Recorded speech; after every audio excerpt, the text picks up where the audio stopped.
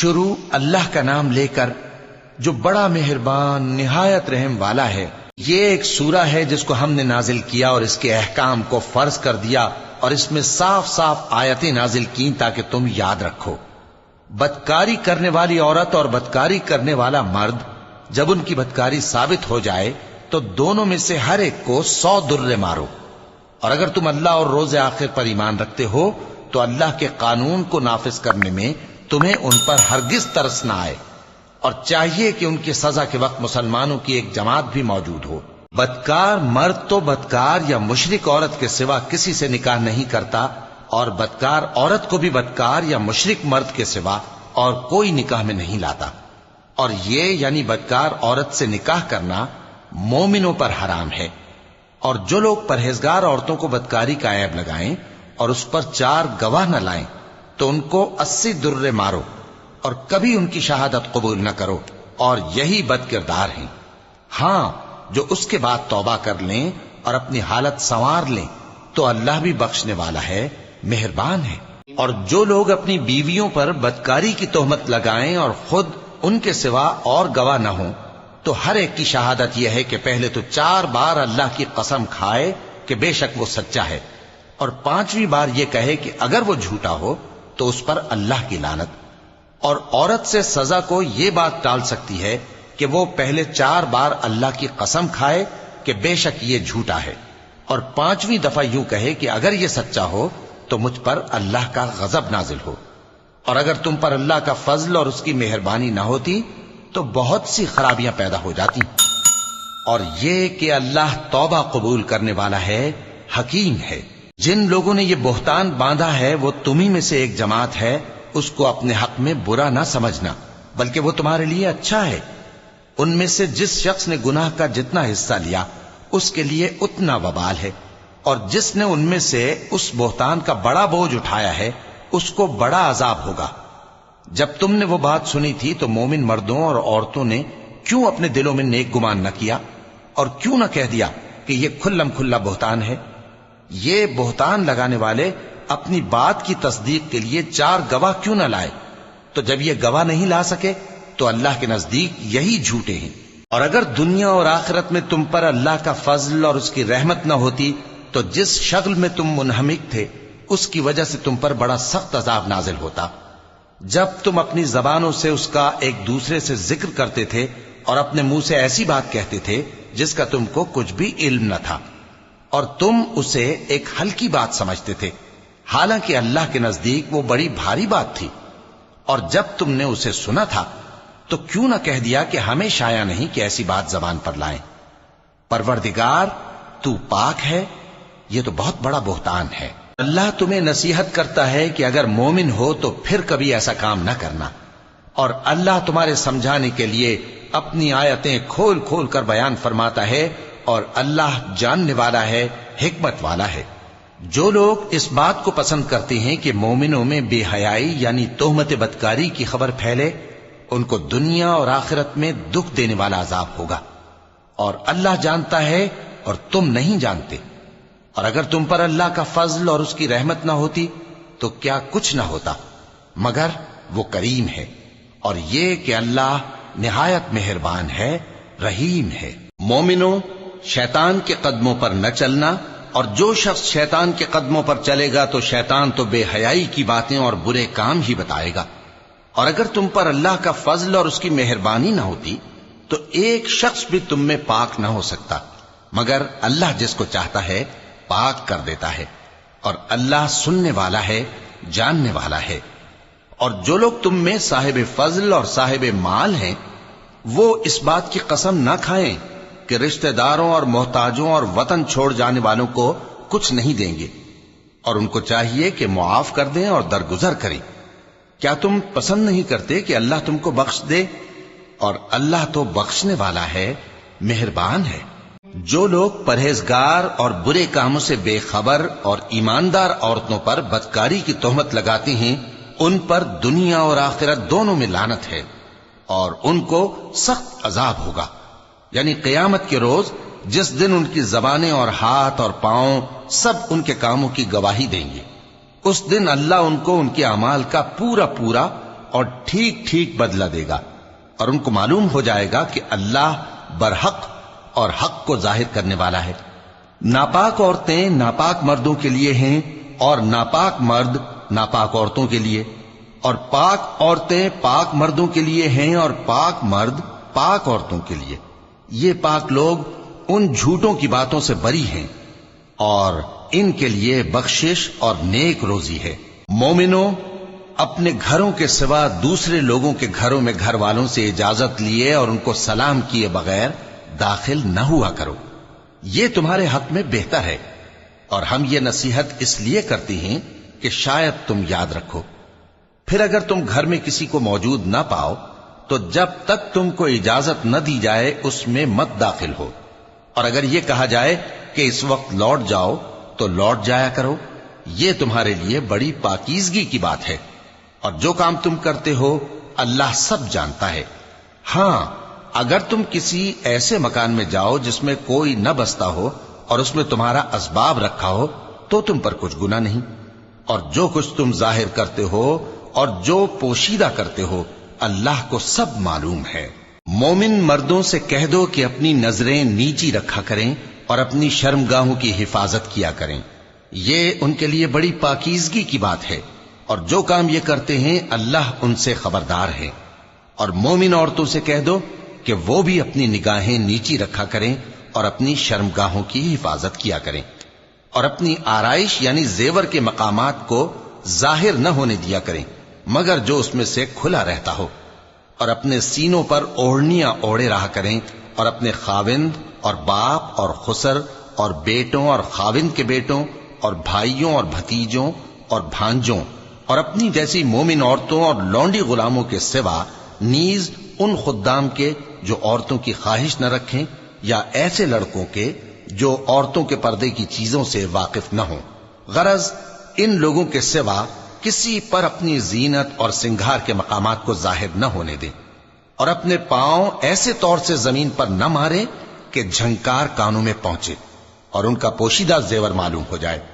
اور مومنوں، سب اللہ کے آگے توبہ کرو تاکہ فلاح پاؤ،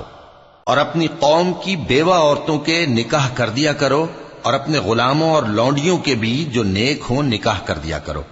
اگر وہ مفلس ہوں گے تو اللہ ان کو اپنے فضل سے غنی کر دے گا، اور اللہ بہت وسعت والا ہے، سب کچھ جاننے والا ہے۔ اور جن کو بیاہ کا مقدور نہ ہو وہ پاک دامنی کو اختیار کیے رہیں یہاں تک کہ اللہ ان کو اپنے فضل سے غنی کر دے۔ اور جو غلام تم سے مکاتبت یعنی مال دے کر پروانہ آزادی کی تحریر چاہیں، اگر تم ان میں صلاحیت اور نیکی پاؤ تو ان سے مکاتبت کر لو، اور اللہ نے جو مال تم کو بخشا ہے اس میں سے ان کو بھی دو۔ اور اپنی باندیوں کو اگر وہ پاک دامن رہنا چاہیں تو دنیاوی زندگی کے فوائد حاصل کرنے کے لیے بدکاری پر مجبور نہ کرنا، اور جو ان کو مجبور کرے گا تو ان بیچاریوں کے مجبور کیے جانے کے بعد اللہ بخشنے والا ہے، مہربان ہے۔ اور ہم نے تمہاری طرف روشن آیتیں نازل کی ہیں، اور جو لوگ تم سے پہلے گزر چکے ہیں ان کی خبریں اور پرہیزگاروں کے لیے نصیحت۔ اللہ آسمانوں اور زمین کا نور ہے، اس کے نور کی مثال ایسی ہے کہ گویا ایک طاق ہے جس میں ایک چراغ ہے، اور چراغ ایک قندیل میں ہے، اور قندیل ایسی صاف شفاف ہے کہ گویا موتی کا سا چمکتا ہوا تارا ہے۔ اس میں ایک مبارک درخت کا تیل جلایا جاتا ہے، یعنی زیتون کا، کہ نہ مشرق کی طرف ہے نہ مغرب کی طرف۔ ایسا معلوم ہوتا ہے کہ اس کا تیل خواہ آگ اسے نہ بھی چھوئے جلنے کو تیار ہے۔ بڑی روشنی پر روشنی ہو رہی ہے۔ اللہ اپنے نور سے جس کو چاہتا ہے سیدھی راہ دکھاتا ہے، اور اللہ جو مثالیں بیان فرماتا ہے تو لوگوں کے سمجھانے کے لیے، اور اللہ ہر چیز سے واقف ہے۔ وہ قندیل ان گھروں میں ہے جن کے بارے میں اللہ نے ارشاد فرمایا ہے کہ بلند کیے جائیں اور وہاں اللہ کے نام کا ذکر کیا جائے، اور ان میں صبح و شام اس کی تسبیح کرتے ہیں۔ ایسے لوگ جن کو اللہ کے ذکر اور نماز پڑھنے اور زکوٰۃ دینے سے نہ سوداگری غافل کرتی ہے نہ خرید و فروخت، وہ اس دن سے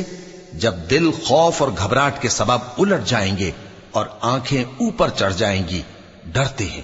تاکہ اللہ ان کو ان کے اعمال کا بہت اچھا بدلہ دے اور اپنے فضل سے زیادہ بھی عطا فرمائے، اور اللہ جس کو چاہتا ہے بے حساب رزق دیتا ہے۔ اور جن لوگوں نے کفر کیا ان کے اعمال کی مثال ایسی ہے جیسے میدان میں ریت کہ پیاسا اسے پانی سمجھے، یہاں تک کہ جب اس کے پاس آئے تو اسے کچھ بھی نہ پائے، اور اللہ ہی کو اپنے پاس دیکھے تو وہ اسے اس کا حساب پورا پورا چکا دے، اور اللہ جلد حساب کرنے والا ہے۔ یا ان کے اعمال کی مثال ایسی ہے جیسے گہرے سمندر میں اندھیرے جس پر لہر چڑھی چلی آتی ہو اور اس کے اوپر اور لہر آ رہی ہو اور اس کے اوپر بادل ہو، غرض اندھیرے ہی اندھیرے ہوں، ایک پر ایک چھایا ہوا، جب اپنا ہاتھ نکالے تو کچھ نہ دیکھ سکے۔ اور جس کو اللہ روشنی نہ دے اس کو کہیں بھی روشنی نہیں مل سکتی۔ کیا تم نے نہیں دیکھا کہ جو لوگ آسمانوں اور زمین میں ہیں اللہ کی تسبیح کرتے رہتے ہیں، اور پر پھیلائے ہوئے پرندے بھی، اور سب اپنی نماز اور تسبیح کے طریقے سے واقف ہیں، اور جو کچھ وہ کرتے ہیں سب اللہ کو معلوم ہے، اور آسمان اور زمین کی بادشاہی اللہ ہی کے لیے ہے، اور اللہ ہی کی طرف لوٹ کر جانا ہے۔ کیا تم نے نہیں دیکھا کہ اللہ ہی بادلوں کو چلاتا ہے، پھر ان کو آپس میں ملا دیتا ہے، پھر ان کو تہ بتہ کر دیتا ہے، پھر تم دیکھتے ہو کہ بادل سے مے نکل کر برس رہا ہے، اور آسمان میں جو اولوں کے پہاڑ ہیں ان سے اولے نازل کرتا ہے، تو جس پر چاہتا ہے اس کو برسا دیتا ہے، اور جس سے چاہتا ہے ہٹا رکھتا ہے۔ اور بادل میں جو بجلی ہوتی ہے اس کی چمک آنکھوں کو خیرہ کر کے بینائی کو اچکے لیے جاتی ہے۔ اللہ ہی رات اور دن کو بدلتا رہتا ہے، اہل بصارت کے لیے اس میں بڑی عبرت ہے۔ اور اللہ ہی نے ہر چلنے پھرنے والے جاندار کو پانی سے پیدا کیا، تو ان میں سے بعض ایسے ہیں کہ پیٹ کے بل چلتے ہیں، اور بعض ایسے ہیں جو 2 پاؤں پر چلتے ہیں، اور بعض ایسے ہیں جو 4 پاؤں پر چلتے ہیں۔ اللہ جو چاہتا ہے پیدا کرتا ہے، بے شک اللہ ہر چیز پر قادر ہے۔ ہم ہی نے روشن آیتیں نازل کی ہیں، اور اللہ جس کو چاہتا ہے سیدھے راستے کی طرف ہدایت کرتا ہے۔ اور بعض لوگ کہتے ہیں کہ ہم اللہ پر اور رسول پر ایمان لائے اور ان کا حکم مان لیا، پھر اس کے بعد ان میں سے ایک فریق پھر جاتا ہے، اور یہ لوگ صاحب ایمان ہی نہیں ہیں۔ اور جب ان کو اللہ اور اس کے رسول کی طرف بلایا جاتا ہے تاکہ پیغمبر ان کا قضیہ چکا دیں، تو ان میں سے ایک فریق منہ پھیر لیتا ہے، اور اگر ان کو حق ملتا ہو تو اس کی طرف قبول کر کے چلے آتے ہیں۔ کیا ان کے دلوں میں بیماری ہے، یا یہ شک میں ہیں، یا ان کو یہ خوف ہے کہ اللہ اور اس کا رسول ان پر ظلم کریں گے؟ نہیں، بلکہ یہ خود ہی ظالم ہیں۔ مومنوں کی تو یہ بات ہے کہ جب اللہ اور اس کے رسول کی طرف بلائے جائیں تاکہ وہ ان میں فیصلہ کریں تو کہیں کہ ہم نے حکم سن لیا اور مان لیا، اور یہی لوگ فلاح پانے والے ہیں۔ اور جو شخص اللہ اور اس کے رسول کی فرما برداری کرے گا اور اس سے ڈرے گا اور اس کا تقوی اختیار کرے گا تو ایسے ہی لوگ مراد کو پہنچنے والے ہیں۔ اور یہ اللہ کی سخت سخت قسمیں کھاتے ہیں کہ اگر تم ان کو حکم دو تو سب گھروں سے نکل کھڑے ہوں۔ کہہ دو کہ قسمیں مت کھاؤ، پسندیدہ فرما برداری درکار ہے، بے شک اللہ تمہارے سب اعمال سے خبردار ہے۔ کہہ دو کہ اللہ کی فرما برداری کرو اور رسول کے حکم پر چلو، اگر منہ موڑو گے تو رسول پر اس چیز کا ادا کرنا ہے جو ان کے ذمے ہے، اور تم پر اس چیز کا ادا کرنا ہے جو تمہارے ذمے ہے، اور اگر تم ان کے فرمان پر چلو گے تو سیدھا رستہ پالو گے، اور رسول کے ذمے تو صاف صاف پہنچا دینا ہے۔ جو لوگ تم میں سے ایمان لائے اور نیک کام کرتے رہے ان سے اللہ کا وعدہ ہے کہ ان کو ملک کا حاکم بنا دے گا، جیسا ان سے پہلے لوگوں کو حاکم بنایا تھا، اور ان کے دین کو جسے اس نے ان کے لیے پسند کیا ہے مستحکم و پائیدار کرے گا، اور خوف کے بعد ان کو امن بخشے گا۔ وہ میری عبادت کریں گے اور میرے ساتھ کسی چیز کو شریک نہ بنائیں گے، اور جو اس کے بعد کفر کرے تو ایسے ہی لوگ بد کردار ہیں۔ اور نماز پڑھتے رہو اور زکوٰۃ دیتے رہو اور پیغمبر کے فرمان پر چلتے رہو تاکہ تم پر رحمت کی جائے، اور ایسا خیال نہ کرنا کہ کافر لوگ ہم کو زمین میں مغلوب کر دیں گے، ان کا ٹھکانہ دوزخ ہے اور وہ بہت برا ٹھکانہ ہے۔ مومنوں، تمہارے باندی غلام اور جو بچے تم میں سے بلوغ کو نہیں پہنچے 3 دفعہ یعنی 3 اوقات میں تم سے اجازت لیا کریں، ایک تو نماز فجر سے پہلے، اور دوسرے گرمی کی دوپہر کو جب تم کپڑے اتار دیتے ہو، اور تیسرے عشاء کی نماز کے بعد۔ یہ 3 وقت تمہارے پردے کے ہیں، ان کے آگے پیچھے یعنی دوسرے وقتوں میں نہ تم پر کچھ گناہ ہے اور نہ ان پر کہ کام کاج کے لیے ایک دوسرے کے پاس آتے رہتے ہو۔ اس طرح اللہ اپنی آیتیں کھول کھول کر بیان فرماتا ہے، اور اللہ بڑا علم والا ہے، بڑا حکمت والا ہے۔ اور جب تمہارے لڑکے بالغ ہو جائیں تو ان کو بھی اسی طرح اجازت لینی چاہیے جس طرح ان سے اگلے یعنی بڑے آدمی اجازت حاصل کرتے رہے ہیں۔ اس طرح اللہ تم سے اپنی آیتیں کھول کھول کر بیان فرماتا ہے، اور اللہ جاننے والا ہے، حکمت والا ہے۔ اور بڑی عمر کی عورتیں جن کو نکاح کی توقع نہیں رہی اور وہ زائد کپڑے اتار کر سر ننگا کر لیا کریں تو ان پر کچھ گناہ نہیں، بشرطے کہ اپنی زینت کی چیزیں نہ ظاہر کریں، اور اگر اس سے بھی بچیں تو یہ ان کے حق میں بہتر ہے،